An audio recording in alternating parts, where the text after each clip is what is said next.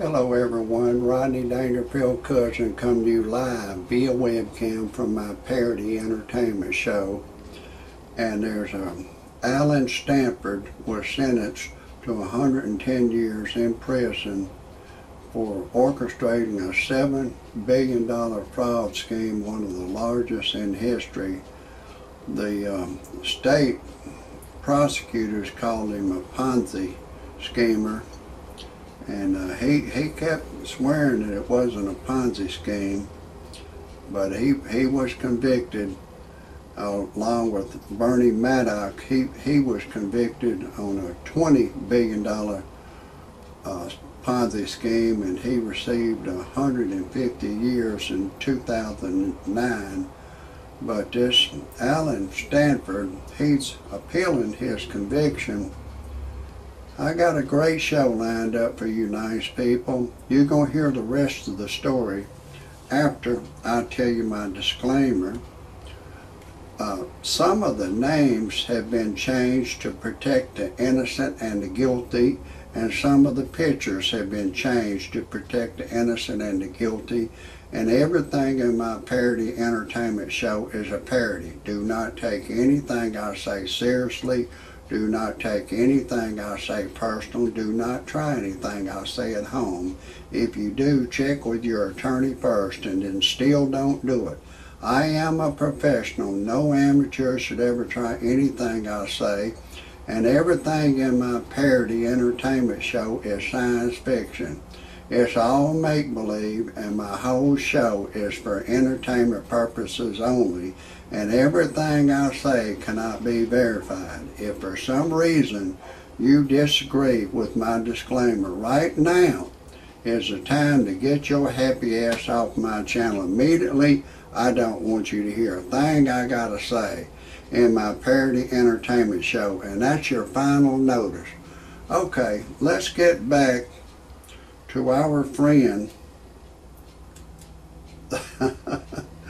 our friend, the Ponzi schemer, Alan Stanford.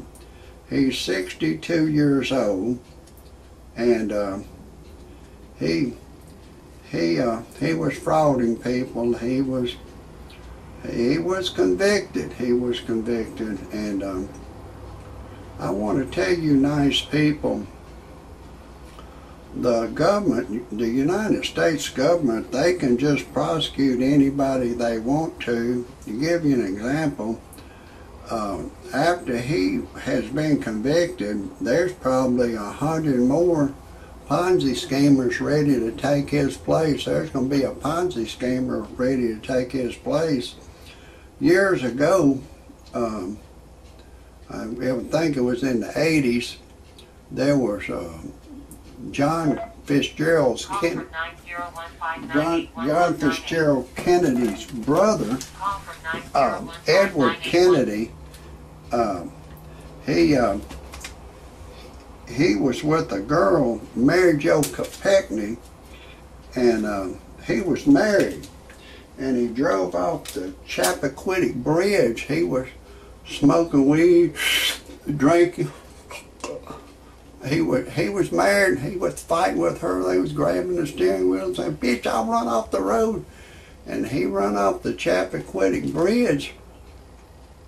And he went and sobered up for 48 hours. Then he called the police, and the police chief come out and said, the Attorney General said no charges will be filed against Edward Kennedy for leaving the scene of the accident.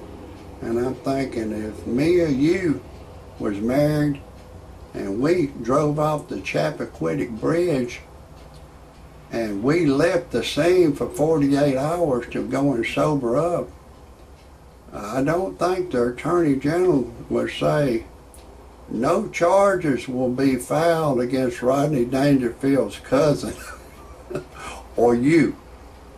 So I want to tell you, nice people, that your American government, they can pick and choose who they want to prosecute. Now, all these stock brokers, and when they're selling stock, and you got a chance to win money and make money or lose your money, That's called a bet. It's a wager. They need a gaming license, you know, to do that. That's a bet. That's a wager. But the Attorney General can say, you know, Rodney Dangerfield, cousin, I'm sick of hearing your shit. I'm not going to prosecute these stockbrokers. Every once in a while I'll prosecute a Ponzi schemer, but I'm not going to prosecute a stock when there's a chance for them, the one gambling, to win or lose money. I'm not going to do it there. And there's another place he won't prosecute.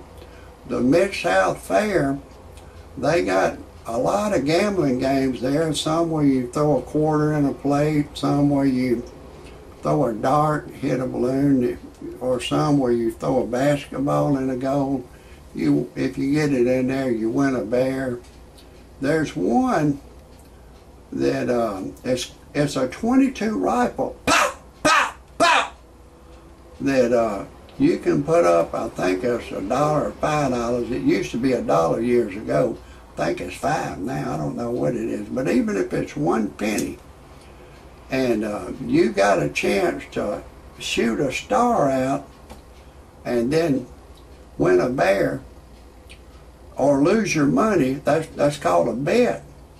And the Gaming Commission wouldn't even approve that particular gambling device. Like, give you an example, if one of the legal casinos, if they got a new slot machine in, they carried over to the Gaming Commission. They say, well, show us how it works. They say, well, look, customer puts $100 worth of quarters in here, and they hear some bells and whistles, and you know, they get entertained, and then we give them $10 back. The Gaming Commission will say, well, you know, we'll approve that. They said, well, show us how this rifle game works. They said, okay, it's a firearm, and we won't let children use this thing. And they say, let's get it straight. You want a firearm in commission of a felony to let children shoot this firearm. And you got the scopes bent, like on the Andy Griffith show. They said, you got the scope bent. They said, no, we don't have the scope bent. It's straight as an arrow wherever they shoot it. I say, okay, well, show us how it works. They say, well, if they give us $100 worth of quarters, how much you give them back? Nothing. They give you $1,000 worth of quarters. How much you give them back? Nothing. Give you $1 million worth of quarters. How much you give them back? Nothing. That's a rigged game. You can't win on that game. There's no way you can win. It's a rigged game. The Gaming Commission will say, no, we're not going to approve this rifle gambling game.